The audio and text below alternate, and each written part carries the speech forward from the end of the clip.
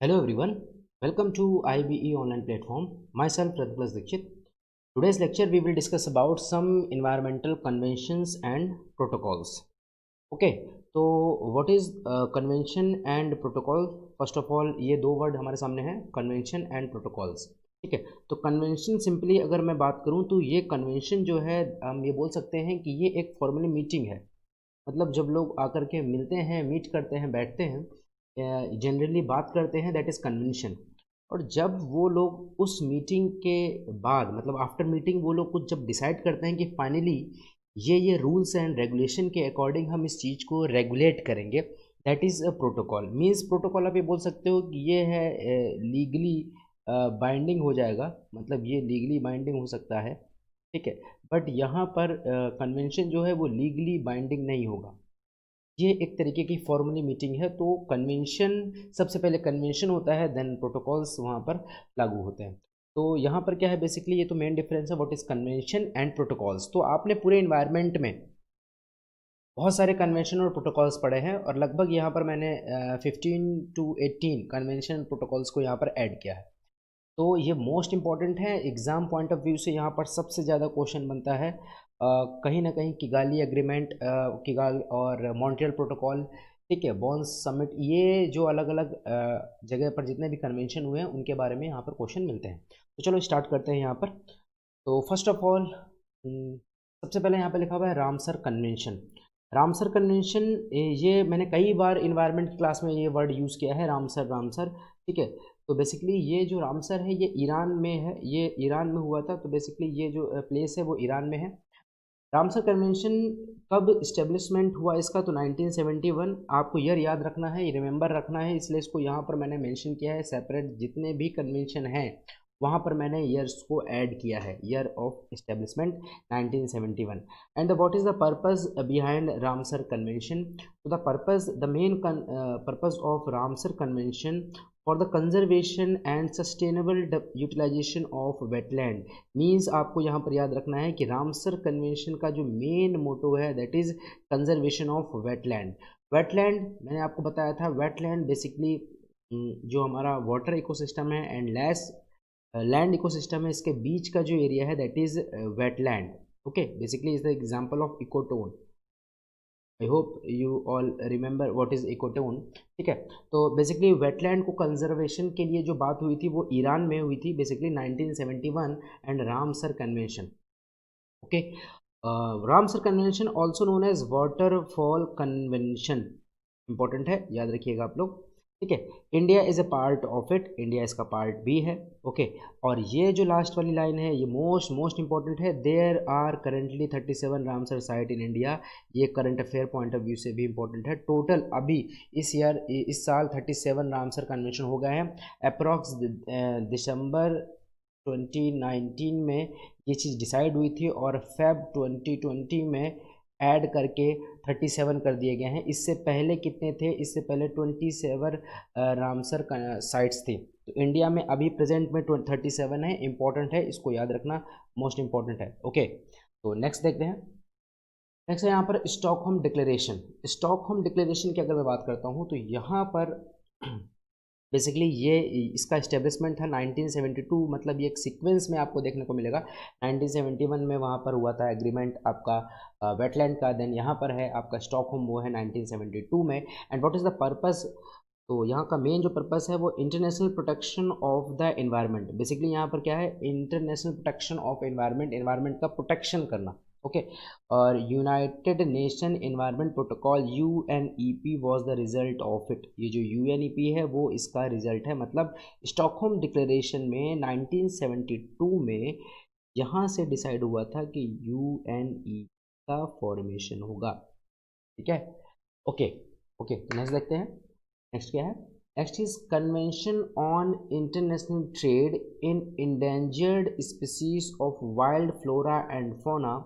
इसको हम sites short में बोलते हैं, साइट्स। ठीक है, तो बेसिकली साइट्स का जो मेन फंक्शन है वो क्या है, आपको नाम समझ में आ रहा है कि ये कन्वेंशन है जो इंटरनेशनली ट्रेड होता है।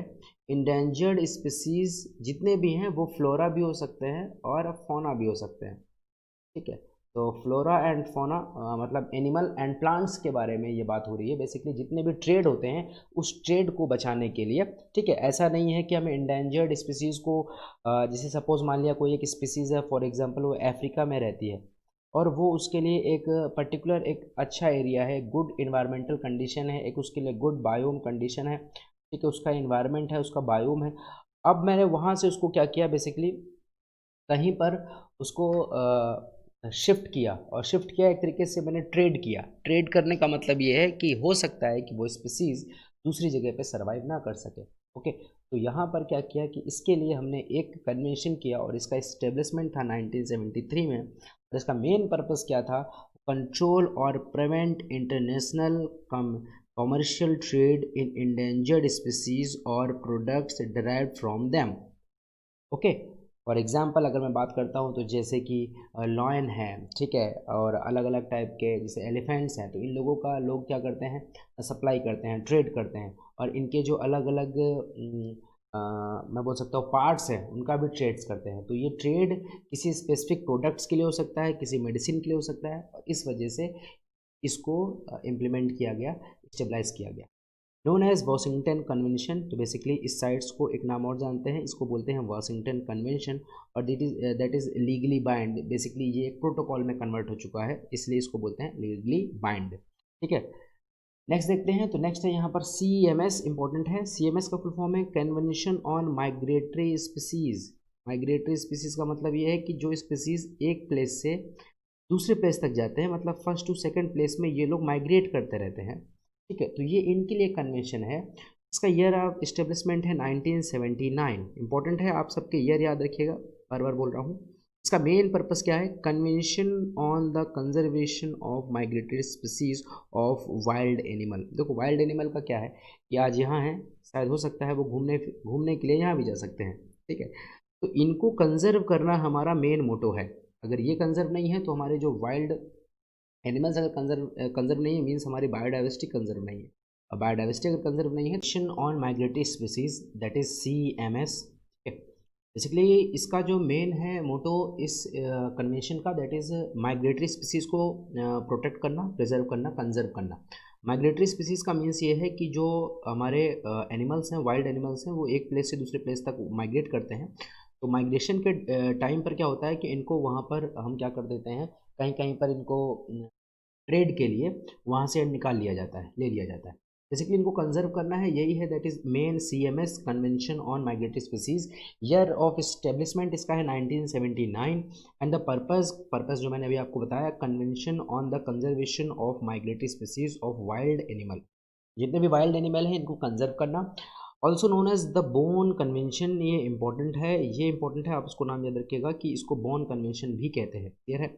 It is under the aegis of United Nation environment programme, that is UNEP। तो UNEP के अंडर है, जो कि है बॉन, और ये आपको याद रखना है, जो बॉन कन्वेंशन है, ये बॉन कन्वेंशन ही है माइग्रेटरी स्पीसीज का जो convention, that is CMS, establishment 1979। Okay, चलिए नेक्स्ट देखते हैं। नेक्स्ट है यहाँ पर नैरोबी डिक्लेरेशन। नैरोबी डिक्लेरेशन की अगर मैं बात करूँ तो सबसे पहले नैरोबी केनिया में है, ठीक है। और नैरोबी जो डिक्लेरेशन है ये 1982 में आया, मतलब इसका जो ईयर ऑफ इस्टेब्लिशमेंट है वो है 1982। और इसका पर्पस क्या है, द मेन पर्पस है इसका sustainable development. Sustainable development means मैंने आपको बताया था लास्ट लेक्चर में कि सस्टेनेबल डेवलपमेंट का सिंपल सा मतलब होता है कि हम जितने भी रिसोर्सेज का यूज़ करते हैं, जितने भी रिसोर्स को हम यूज़ करते हैं, उन रिसोर्स को प्रिजर्व करना अपने फ्यूचर जनरेशन के लिए, अपने फ्यूचर जनरेशन के लिए इनको प्रिजर्व करना। मीन्स हम इनका यूज़ भी करते रहें, इन रिसोर्सेज का यूज़ भी करते रहें। जैसे फॉर एग्जांपल वाटर है, हम वाटर का यूज़ तो करते हैं, बट ऐसा ना हो कि वो वाटर फर्दर फ्यूचर में पूरी तरीके से वो ख़त्म हो जाए, ओवर हो जाए, क्लियर। तो इसको प्रिजर्व करना, that is sustainable development, okay. और ये जो नैरोबी डिक्लेरेशन है, ये 10th एनिवर्सरी ऑफ स्टॉकहोम का 10th एनिवर्सरी, मतलब आपको मैंने शायद लास्ट लेक्चर में डिस्कस किया था, जो अर्थ समिट जो स्टॉकहोम में, यहाँ पर UNFCCC, ये था, इसके 10th एनिवर्सरी, मतलब इसके 10 साल बाद, ठीक है, इसको डिक्लेयर किया गया था। तो नेक्स्ट देखते हैं नैरोबी डिक्लेरेशन के बाद।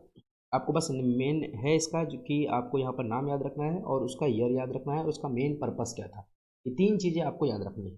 ठीक है, नेक्स्ट देखते हैं, that is Vienna convention. Vienna convention most important है क्योंकि ये ओजोन से रिलेटेड है, कई बार पूछा गया है ये। ठीक है, तो आपको मैंने अभी बताया कि जितने भी कन्वेंशन है उसका आपको इस्टेब्लिशमेंट डेट याद रखनी है, मतलब आपको ईयर याद रखना है। ठीक है, और उसका मेन यूज़ क्या है, वो किस चीज़ के लिए किया गया है। तो यहाँ पर है the protection of ozone layer. ठीक, ओजोन लेयर की अगर बात करें तो ओजोन लेयर कोई यूनिट है डॉप्सन, ये बताया था मैंने आपको, डॉप्सन है।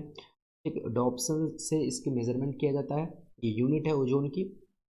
और ओजोन जो है that is good ozone and bad ozone, ये 2 टाइप से हैं। बैड ओजोन है आपके इन्वायरमेंट में, दैट इज़ ट्रोपोस्फेयर में है, और ये क्रिएट क्या करता है, स्मोक क्रिएट करता है। और जो गुड ओजोन है वो हमारे है स्ट्रेटोस्फेयर में, जो यूवी रे को अर्थ के अंदर, अर्थ के एनवायरनमेंट में प्रोटेक्ट करता है कि इन्वायरमेंट में एंटर ना करे। ठीक है, तो मेन है यहाँ पर वियना कन्वेंशन। और अगर मैं आपसे बात करूँ कि वियना है कहाँ पर, तो वियना है ऑस्ट्रिया में। वियना कहाँ पर है, that is Austria, not Australia, that is Austria, Vienna. तो ठीक है, ओके, नेक्स्ट देखते हैं।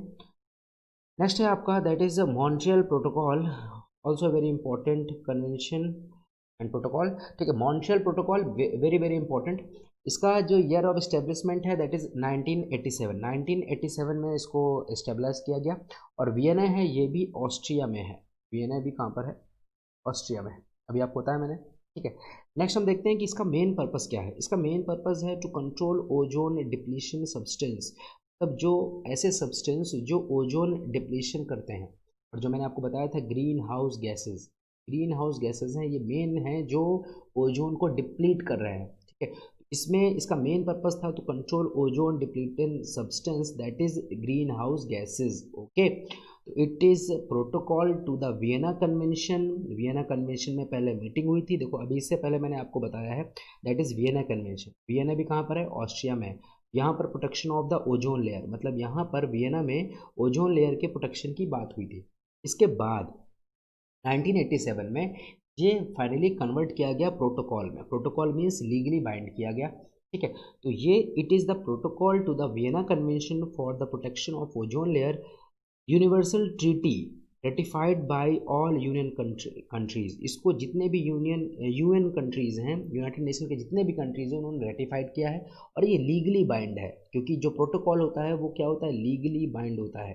ओके, मैंने अभी आपको बताया था सबसे शुरुआत में ही कि what is the main difference between protocol and convention.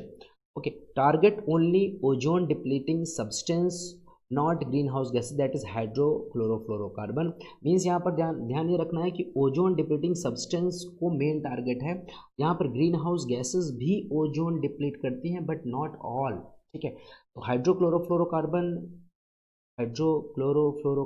HCFC, ठीक है, क्लोरोफ्लोरोकार्बन CFC, ये जितने भी हैं that is ozone depleting gases या ozone depleting substances, that is green house gases.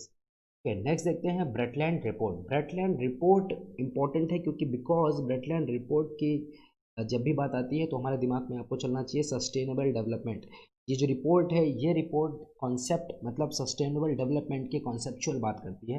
ये बेसिकली हम सस्टेनेबल डेवलपमेंट को कैसे कंप्लीट करेंगे, कैसे अप्रोच करेंगे।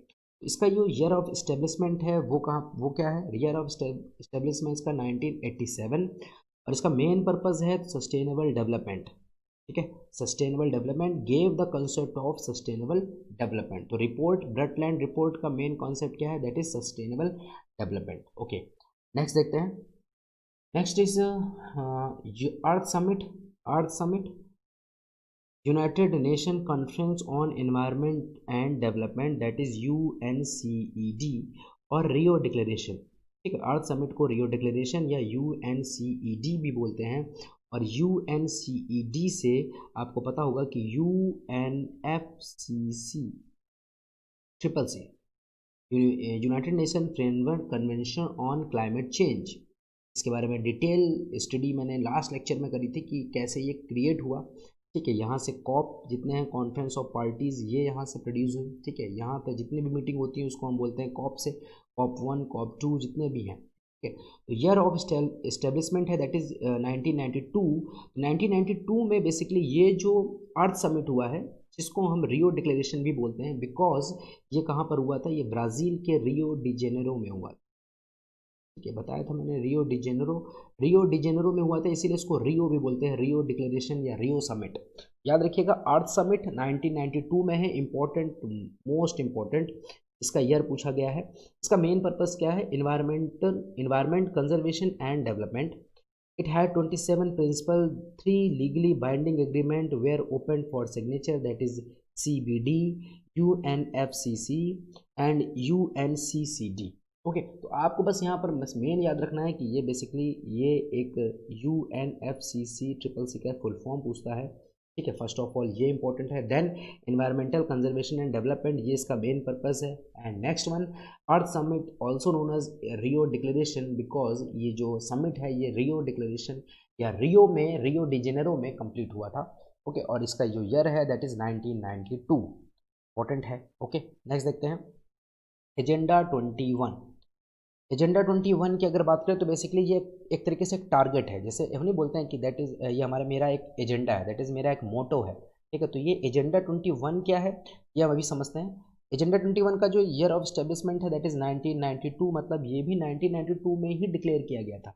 1992 में मीन्स ये है कि ये अर्थ समिट में, जब रियो में अर्थ समिट हुआ था, ठीक है, रियो में जब अर्थ समिट कंप्लीट हुआ था तो वहाँ पर ये एजेंडा 21 सेट किया गया था। मींस 1992 के आफ्टर 21 ईयर, 21 साल, 21 ईयर्स आफ्टर यहाँ पर क्या होगा, दैट इज एजेंडा 21। क्लियर है, तो it is product of earth summit. अभी मैंने आपको बताया कि ये अर्थ समिट में ही डिसाइड हुआ था एजेंडा 21 1992। ठीक है, agenda 21 refer to the 21st century, और ये नॉन बाइंडिंग है, मतलब जो एजेंडा 21 है दैट इज एक कन्वेंशन है, नॉट प्रोटोकॉल। ये प्रोटोकॉल नहीं है, याद रखना, ये प्रोटोकॉल नहीं है, दैट इज कन्वेंशन। ओके, तो ये नॉन बाइंडिंग है। नेक्स्ट देखते हैं, that is UNFCCC, United nation framework convention on climate change, that is the full form of UNFCCC। Year of establishment ये भी 1992 में है, बिकॉज ये जो UNFCCC है ये किसका रिजल्ट है, ये भी रिजल्ट है अर्थ समिट और रियो समिट। क्लियर, पर्पस क्या है इसका, मेन पर्पस है reducing green house gases emission to combat global warming. Means global warming को कम्बेट आउट करने के लिए, हमको रोकने के लिए, उसको डाउन करने के लिए ग्रीन हाउस गैसेज को रोकना है। ठीक है, ग्रीन हाउस गैसेज के इमिशन को रोकना है, जिससे ग्लोबल वार्मिंग को हम क्या कर सकते हैं, रोक सकते हैं। Environmental treaty produced by the earth summit in 1992, secretariat है इसका बोन, जर्मनी में, legally non binding. Kyoto protocol was negotiated under this framework. Means यहाँ से क्योटो प्रोटोकॉल निकल के आया। अभी मैं आगे आपको बताता हूँ कि बेसिकली क्योटो प्रोटोकॉल क्या है। ओके, ये भी बहुत इंपॉर्टेंट है क्योटो प्रोटोकॉल। तो अभी आपको याद रखना है कि UNFCCC का जो मेन फुल फॉर्म है united nation framework convention on climate change, that is the full form of UNFCCC, and the year of establishment that is 1992, and the main purpose to reduce the emission of greenhouse gases, which is responsible for which are responsible for global warming. Okay, next देखते हैं, next one is CBD। CBD important है, convention on biological diversity, that is the full form of CBD, and year of establishment that is also 1992, and the purpose, 3 main goals, इसके 3 main goal है, that is conservation of biological diversity और biodiversity. मतलब पहला main है, इसका main motto है, इसका main purpose है या मेन गोल आप बोल सकते हो, दैट इज बायोडाइवर्सिटी को कंजर्व करना। Second one, sustainable use of its component, मतलब जितने भी बायोडाइवर्सिटी के रिसोर्सेज हैं, जितने भी कंपोनेंट्स हैं, उनका सस्टेनेबल यूज़ करना है। सस्टेनेबल यूज़ का मतलब ये है कि आगे इन फ्यूचर में भी वो रिसोर्सेज प्रेजेंट हों इन्वायरमेंट में। ऐसा ना हो कि हम जितने भी कंट्रीज़ हैं वो इतना ज़्यादा उन पर डिपेंड हो जाए कि बेसिकली वो आगे आने वाले फ्यूचर के लिए प्रेजेंट ही ना हो। एंड थर्ड इसका क्या है, sharing the benefit of genetic resources Fairlie and equitably. Means ये है कि जितने भी बेनिफिट होंगे जेनेटिकली रिसोर्सेज के, मतलब जितने भी हम रिसोर्सेज का यूज़ करेंगे उसको हम सबसे शेयर करेंगे। ठीक है, तो यहाँ पर ये चीज़ आप ध्यान रखिएगा। ये कन्वेंशन जो CBD है ये एक लीगली बाइंडिंग है, ये लीगली बाइंडिंग हुआ था। USA has signed but not ratified, UNSA ने इसको साइन तो किया बट इसको इसने रेटिफाई नहीं किया। The two protocol to CBD are, CBD के जो दो प्रोटोकॉल है मेन है वो क्या क्या है? कार्टिजेना प्रोटोकॉल ऑन बायोसेफ्टी, तो आपको याद रखना है कि कार्टिजेना जो प्रोटोकॉल है दैट इज बायोसेफ्टी, बायोसेफ्टी के लिए रिस्पॉन्सिबल है। बायोसेफ्टी का मतलब ये है कि जितने भी बायो हैजार्ड्स हैं, ठीक है, जितना भी हम यूज़ करते हैं उसको प्रॉपर वे से यूज़ करना है, और ये 2000 में जो हुआ था। And Nagoya protocol that is biodiversity accord 2010। तो अभी हम आगे बात करेंगे कि व्हाट इज़ नगोया प्रोटोकॉल, ये बात करेंगे। बेसिकली नगोया जो है ये जापान में है, ठीक है, और जो कार्टिजेना है ये कार्टिजेना है, ये कार्टिजेना आपका है कोलंबिया में। ओके, तो याद रखिएगा आप लोग। तो दैट इज CBD। नेक्स्ट देखते हैं, next one is Kyoto protocol. Kyoto protocol important है। COP3, ये क्योटो प्रोटोकॉल कब आया था? COP3 मतलब कॉन्फ्रेंस ऑफ पार्टीज 3। और कॉप कहाँ से आया है? कॉप आया है UNFCCC, United nation framework on convention on climate change, that is the full form of UNFCCC, और यहाँ से आया था कॉप। तो COP3 ये है क्योटो प्रोटोकॉल, इसका ईयर ऑफ स्टेब्लिशमेंट है 1997, और इसका मेन पर्पस क्या है? To fight global warming by reducing green house gas concentration. Means इसका ग्रीन हाउस गैसेस से रिलेट है, इसका भी Kyoto protocol green house gases, आपको याद रखना है। कम इनटू फोर्स इन 2005, ये 2005 में एक्टिवेट हुआ था। आप ये बोल सकते हो कि ये बेसिकली एक्टिव कब हुआ? ये कब एक्टिव हुआ? 2005 में एक्टिव हुआ। This protocol apply to follow green house gases, carbon dioxide, methane, nitrous oxide, sulphur dioxide, hydrochlorofluorocarbon and perfluorocarbon. Okay, ये जो मेन ग्रीन हाउस गैसेज हैं इसके लिए था। There are two committee periods, basically इसके दो target थे, ये मैंने भी आपसे डिस्कस किया है प्रीवियस लेक्चर में। इसके दो टारगेट थे। फर्स्ट टारगेट था 2008 टू 2012, एंड थर्ड जो टारगेट था वो जनवरी 2013 से स्टार्ट हुआ और दिसंबर 2020 में ये कवर अप होगा। तो यहाँ से इंपॉर्टेंट बनता है, क्वेश्चन बनने के चांसेस हैं, क्योंकि 2020 चल रहा है अभी, और क्योटो प्रोटोकॉल का ये लास्ट है जो हमने दो फेज डिसाइड किए थे कि किस तरीके से हम इसको टैकल डाउन करेंगे। The second commitment period was agreed on 2012, known as Doha Amendment on amendment to the protocol. Means 2012 में, मतलब 2000 फर्स्ट पीरियड जो था वो 2008 टू 2012 था। 2012 में हमने यहाँ पर क्या किया था कि सेकेंड फेज को स्टार्ट किया था, कि हमारा सेकेंड फेज जनवरी 2013 से स्टार्ट होगा, और इसको बोला हमने दोहा अमेंडमेंट। क्लियर है? ओके, तो दैट इज क्योटो प्रोटोकॉल। और इसमें नेक्स्ट है हमारा रॉटरडम कन्वेंशन। रॉटरडम की बात करें तो रॉटरडम है नीदरलैंड में। रॉटरडम कहाँ पर है? नीदरलैंड में है। इसका जो ईयर ऑफ एस्टेब्लिशमेंट है that is 1998, and the purpose to prior informed consent procedure for certain hazardous chemical and pesticide in international trade. Means ये है कि जितने भी आप केमिकल्स और हैजार्डियस केमिकल्स एंड पेस्टिसाइड्स का यूज़ करेंगे उसकी प्रियर इन्फॉर्मेशन आपको बतानी पड़ेगी, देना पड़ेगा, ठीक है। तो रॉटरडम ये नीदरलैंड में है। इसका मेन फंक्शन या मेन मोटो क्या है? ये हैजार्डियस केमिकल एंड पेस्टिसाइड से रिलेट है, और इसका जो ईयर ऑफ एस्टेब्लिशमेंट है that is 1998। Next one, Cartagena protocol. Cartagena की बात करें तो कार्टिजेना अभी मैंने आपसे बोला था। कार्टिजेना की अगर मैं बात करूँ तो कार्टिजेना कहाँ पर है? दैट इज कोलंबिया, ठीक है। इसका ईयर ऑफ एस्टेब्लिशमेंट 2000, मतलब ये 2000 में इसको स्टेबलाइज किया गया। पर्पस है इसका बायोसेफ्टी। मेन पर्पस क्या है? इसको बायोसेफ्टी इसका मेन पर्पस है, याद रखिएगा, इंपॉर्टेंट है। Protecting biological diversity from potential risk posed by living modified organism resulting from modern biotechnology. Means हम मॉडर्न बायोटेक्नोलॉजी में जितने भी ऑर्गेनिज्म का यूज़ करते हैं, ठीक है, तो ऐसा भी तो हो सकता है कि ये ऑर्गेनिज्म म्यूटेट हो सकते हैं, यहाँ पर म्यूटेशन आ सकता है। म्यूटेशन मतलब जेनेटिक वेरिएशंस हो सकते हैं, जेनेटिक चेंजमेंट हो सकते हैं। बेसिकली बायोटेक्नोलॉजी में हम जीन्स पे डिपेंड होते हैं, हम बेसिकली यहाँ पर जीन्स को चेंज करते हैं या जीन्स को रिपेयर करते हैं, ठीक है। तो यहाँ पर ऐसा भी हो सकता है कि म्यूटेशन होने की वजह से वो एनवायरनमेंट में कोई प्रॉब्लम क्रिएट कर सकता है। इसलिए इसका मेन पर्पज़ है बायोसेफ्टी, कि आप जितने भी टेक्नोलॉजीज़ का यूज़ कर रहे हो वहाँ पर कोई भी रिस्क अगर होता है तो उसके रिस्पॉन्सिबल कौन है? आप लोग, ठीक है। तो ये है कार्टिजेना प्रोटोकॉल, ये कोलंबिया में है कार्टिजेना, और इसका ईयर ऑफ एस्टेब्लिशमेंट है दैट इज 2000।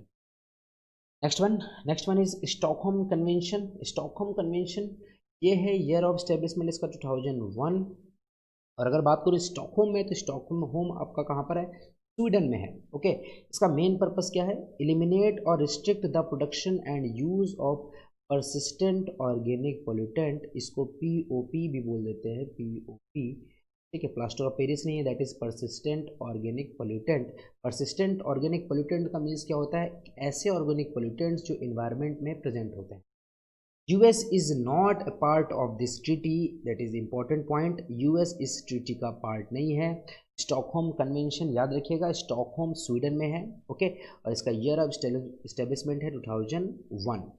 मेन मोटो है इसका, पर्पस क्या है, परसिस्टेंट ऑर्गेनिक पोल्यूटेंट, ये है इसका मेन, कि इसको रिड्यूस करना है, इसको रिस्ट्रिक्ट करना है। Okay, next one REDD and REDD+, ये आप दो वर्ड बहुत पढ़े होंगे, और ये दो वर्ड का इवन यूपीएससी में भी इससे क्वेश्चन बना है। इसका सबसे पहला क्वेश्चन तो इसका फुल फॉर्म से है, और फिर देन इसका क्या, इसका पर्पस है। तो इसका जो ईयर ऑफ एस्टेब्लिशमेंट है ये है 2005, और इसका जो मेन फुल फॉर्म है that is reducing emission from deforestation and forest degradation in developing countries. ये तो इसका पर्पस हो गया, बट अगर मैं आपसे बात करूं कि what is the full form, तो फुल फॉर्म इसका इसी में ही है include, that is reducing emission from deforestation and forest degradation.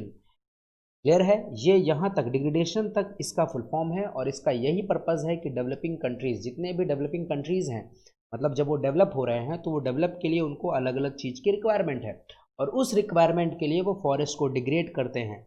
वो फॉरेस्ट को डिफॉरेस्टेशन मतलब अलग अलग टेक्निक्स का यूज़ करके हम उसको प्लांट्स को वहाँ से रिमूव कर रहे हैं, दैट इज़ डिफॉरेस्टेशन, फॉरेस्ट को हटा रहे हैं। तो हमको क्या करना है कि इसको रिड्यूस करना है, that is the main motto of REDD and the full form reducing emission from deforestation and forest degradation. अब इसके देखते हैं आगे कि किस तरीके से ये क्या चीज़ें हुई। तो इसमें देखते हैं कि negotiated under UNFCCC since 2005, UNREDD was launched in 2008. India did not participate in it. REDD यहाँ पर 3 बार हो गया, सॉरी, यहाँ पर REDD+ defined the Bali Action Plan, means जो बाली एक्शन प्लान है, बाली एक्शन प्लान जो है वो किससे रिलेट करता है, वो REDD+ से क्लियर होता है। और ये बेसिकली ये COP13 था, कॉन्फ्रेंस ऑफ पार्टी 13 था।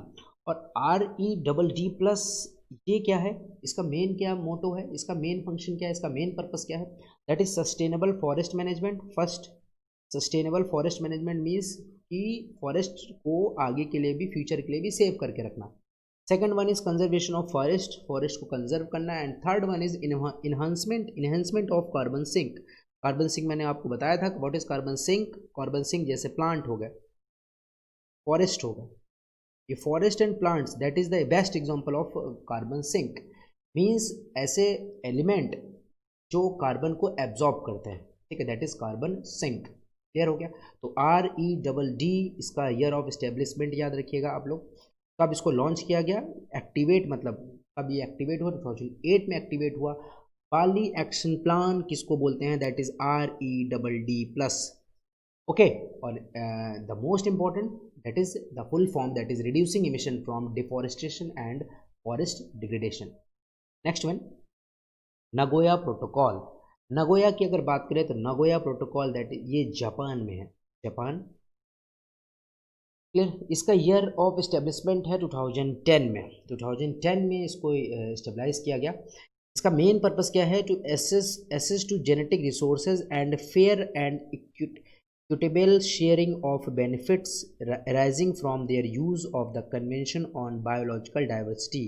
मीन्स हमको क्या करना है कि जितनी भी डाइवर्सिटी है, ऐसा हो सकता है कि किसी कंट्री के पास डाइवर्सिटी ना हो, जैसे कि मान लेते हैं गल्फ कंट्रीज़ में डाइवर्सिटी कम है, फॉर एग्जांपल। ऐसा मानते हैं कि जिसके पास डाइवर्सिटी ज़्यादा है, फॉर एग्जांपल इंडिया के पास बहुत ज़्यादा डाइवर्सिटी है। अब हमें क्या करना है कि जिसके पास डाइवर्सिटी है वो तो सारे बेनिफिट्स यूज़ कर सकता है एनवायरनमेंट के, बट जिसके पास डाइवर्सिटी नहीं है वो क्या बेनिफिट्स यूज़ कर पाएगा? नहीं। बट क्या करना है कि नगोया प्रोटोकॉल में क्या डिसाइड किया गया कि हम लोग मिल करके इसको क्या करेंगे, बेनिफिट्स शेयर करेंगे। ठीक है, इक्विटेबल जितने भी इक्विपमेंट्स हैं, जितनी भी चीज़ें हैं, इन सबको शेयर करेंगे, इसका फेयर डिस्ट्रीब्यूशन होगा जितनी भी बायोलॉजिकल डाइवर्सिटी है। याद रखना Nagoya protocol, that is Nagoya है जापान में, और इसका मेन है जितने भी जेनेटिक रिसोर्सेज हैं, बायोलॉजिकल डाइवर्सिटी है, उसका इक्विटेबल शेयरिंग है। It is supplementary agreement to the CBD। Okay, जो बायोलॉजिकल डाइवर्सिटी है ये एक सप्लीमेंट्री एग्रीमेंट है। सप्लीमेंट्री मतलब एक तरीके से आप बोल सकते हो हेल्पिंग, जो इसको सप्लीमेंट कर रहा है मतलब हेल्प कर रहा है। ओके, नेक्स्ट वन इज रियो 20। ठीक है, ये रियो +20 लिख सकते हैं, या ऐसे भी लिखा मिल सकता है रियो 20 प्लस, बेसिकली रियो +20 भी ऐसा भी आगे पीछे हो सकता है, बट मेजर यहीं पर है रियो +20। रियो +20 का मतलब ये है कि ये जो रियो हुआ था अर्थ समिट, जो रियो डी जेनेरो में हुआ था 1992 में, इसमें आपको 20 ईयर्स को ऐड करना है। तो आप 20 ईयर्स को ऐड करोगे तो आप कहाँ पर यहाँ पर पहुँचोगे, 2012 में पहुँच जाओगे, दैट इज़ रियो +20। और आपको अगर मिलता है कहीं पर रियो +5, मतलब आपको 1992 में 5 ईयर को ऐड करना है। रियो +10 मतलब 1992 में आपको 10 ईयर्स को ऐड करना है। ठीक है, ये एक तरीके का प्रोफार्मा है, मतलब एक नाम देने का, एक नेम को डिसाइड करने का इन्होंने डिसाइड किया है कि किस तरीके से हम यहाँ पर नाम देंगे। Year of establishment is 2012। ठीक है, मीन्स इसका रियो में 1992 से जब 20 ईयर्स को ऐड करोगे तो 2012 ही आता है। पर्पस क्या है इसका, conference on sustainable development. Main जो रियो 20 का जो मेन है मोटो वो क्या था, कॉन्फ्रेंस था, वो सस्टेनेबल डेवलपमेंट की बातें थी।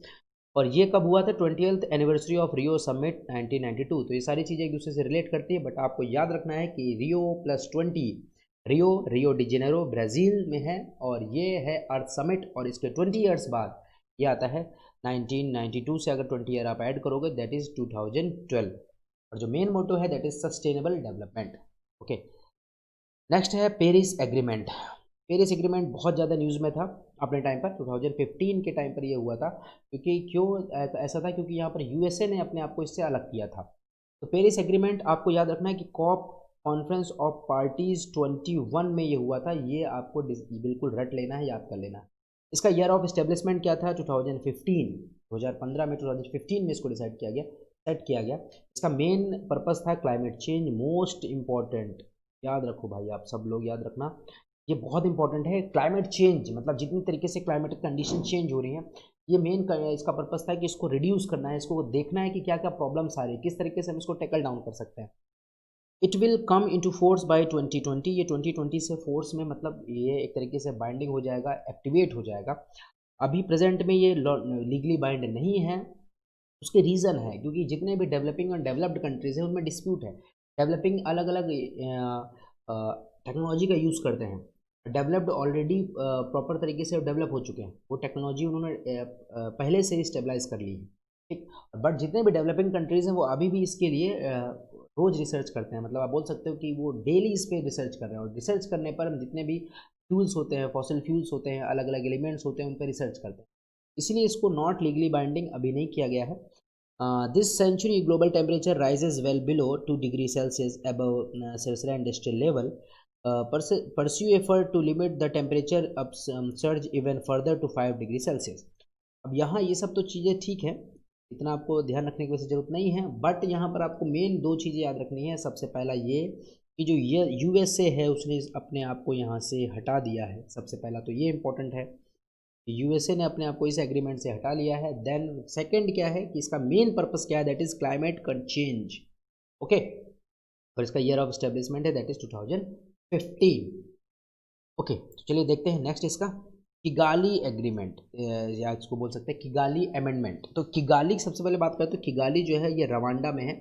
ठीक है, रवांडा में है किगाली, और इसका जो ईयर ऑफ एस्टेब्लिशमेंट था 2016 में है, तब ये भी हाल फिलहाल का ही है। इसका मेन पर्पस क्या है, reduce ozone layer depletion, ozone layer depletion को रिड्यूस करना, कम करना। और आप चीज़ों को शायद रिलेट कर ले जाएंगे क्योंकि मॉन्ट्रियल प्रोटोकॉल में भी कुछ ऐसी ही बातें बोली गई थी। तो it amends the 1987 Montreal protocols. It aims to reduce hydrofluorochlorocarbon by रफली 80 to 85% by late 2014, means 2045 sorry, 2045 तक हमको क्या करना है, हमारा मेन मोटो क्या है कि जितनी भी हाइड्रोक्लोरोफ्लोरोकार्बन है उसके इमिशन को 80 to 85% तक कम करना है। ये इसका मेन मोटो है, इसीलिए मोटो का टाइम बहुत दूर तक सेट किया गया है। It will be binding on member countries from 2019, मतलब जितने भी यूएन के मेंबर कंट्रीज हैं 2019 तक वो लोग इसमें लीगली बाइंड हैं। तो किगाली अमेंडमेंट आप समझ गए। किगाली अमेंडमेंट का जो मेन मोटो है that is ozone layer depletion, और ozone layer depletion Montreal protocol से भी रिलेट है। तो मॉन्ट्रियल प्रोटोकॉल में बेसिकली रिलेट किससे है, किगाली से रिलेट होता है। क्लियर। इसका ईयर ऑफ एस्टेब्लिशमेंट 2016। ओके, और जो उसका मेन टारगेट है, उस अमेंडमेंट को टारगेट करके क्या चेंज किया गया है, क्या अमेंड किया है, उसका टाइम चेंज करके 2045, ठीक। और इसका मेन मोटो क्या है, 80 to 85% ग्रीन हाउस गैसेस को रिड्यूस करना। ओके, अब देखते हैं नेक्स्ट वन।